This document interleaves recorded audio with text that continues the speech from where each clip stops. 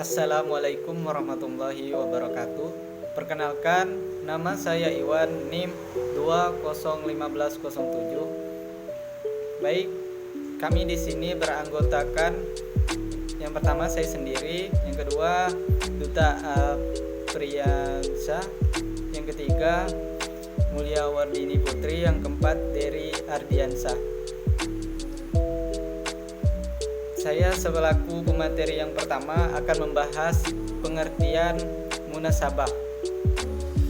Munasabah berasal dari etimologi, berarti kecocokan, kesesuaian atau ketetapan.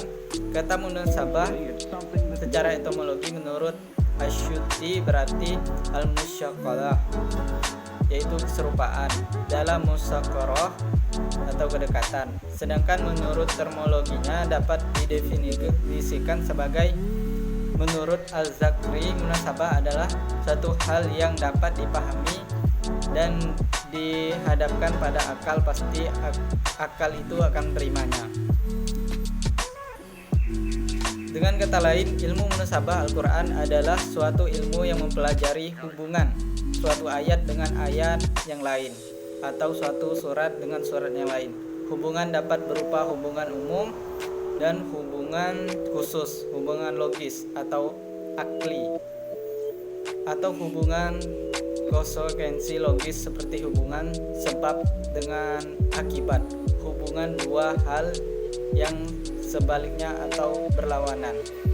Mungkin hanya itu saja yang dapat saya jelaskan. Saya kembalikan ke kawan-kawan untuk menjelaskan materi yang lain. Sekian dan terima kasih. Baiklah, saya akan menjelaskan bagian B, kegunaan mempelajari munasabah.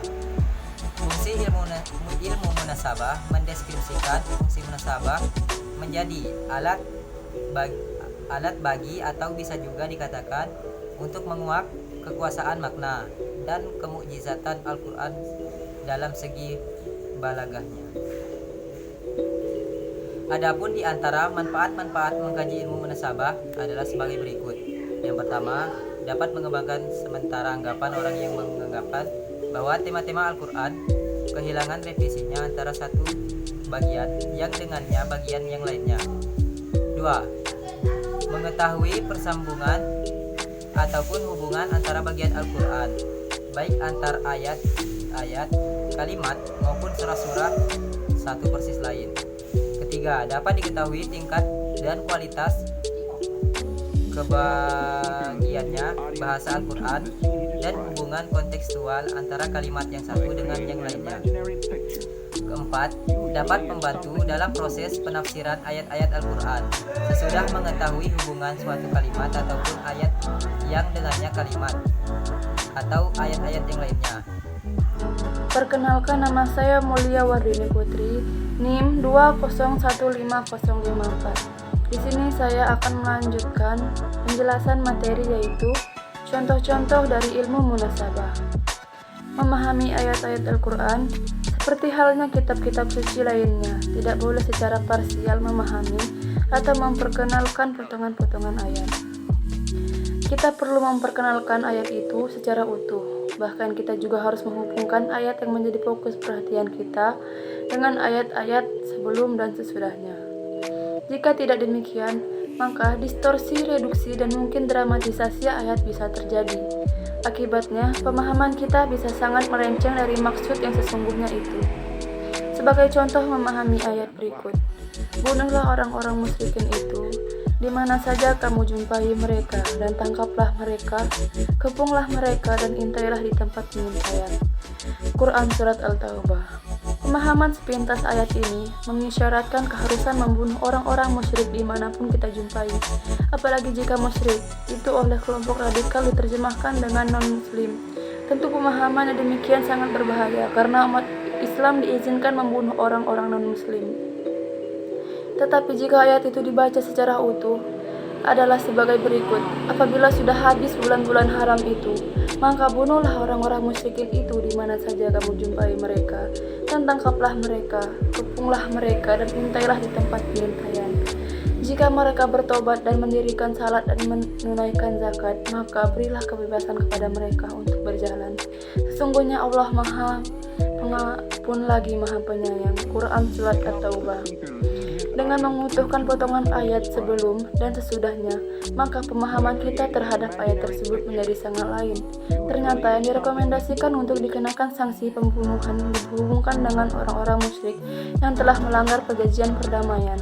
Sedangkan potongan akhir ayat ini menekankan inti ayat bahwa berapapun mereka telah melakukan kesalahan, jika datang dengan niat yang baik lalu bertobat dan membuktikannya kesadaran dengan mendirikan salat dan menunaikan zakat, maka Allah meminta agar mereka diberi kebebasan, dan Allah pun menerima mereka dan menjanjikan kasih sayang terhadap mereka. Baiklah, di sini saya akan melanjutkan presentasi dari saudari mulia. Terlebih jika dihubungkan dengan alat sebelumnya, yaitu kecuali orang-orang musyrikin yang kamu telah mengadakan perjanjian dengan mereka, dan mereka tidak mengurangi suatu pun dari isi perjanjian tersebut, dan tidak pula musuhi kamu. Maka terhadap mereka itu penuhilah janjinya sampai batas waktu. Sesungguhnya Allah menyukai orang-orang yang bertakwa.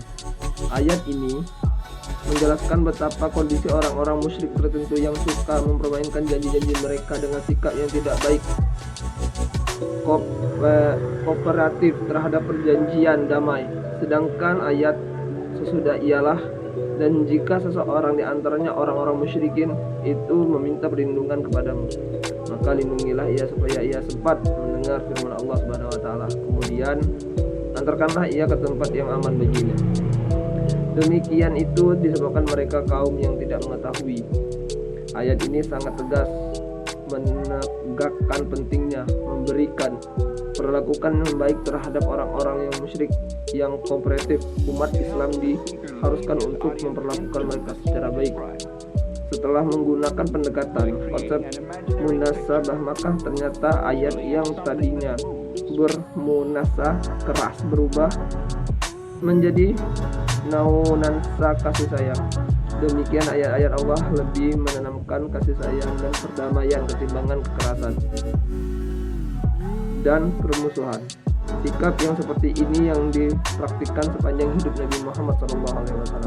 Kita hanya sebagai umatnya tentu tidak pantas melakukan sebuah pemahaman dan sikap yang melampaui contoh yang pernah dicontohkan Nabi Muhammad SAW terhadap kita. Suatu sikap dan praktik yang dilakukan tanpa ayat dan hadis, maka itu artinya sikap yang berlebihan yang sangat dicela dan di dalam Al-Quran surah An-Nisa ayat 4-11 dan Quran surah Al-Maidah ayat 5-7. Dan demikian pemahaman ayat-ayat Al-Quran dengan melibatkan analisis munasabah diharapkan agar melahirkan pemahaman keagamaan yang sangat mencerahkan. Baiklah, hanya itu yang dapat saya sampaikan. Kalau ada kata-kata yang salah, saya mohon maaf. Kepada Allah saya mohon ampun. Saya akhiri, wabillahi taufiq wal hidayah. Wassalamualaikum warahmatullahi wabarakatuh.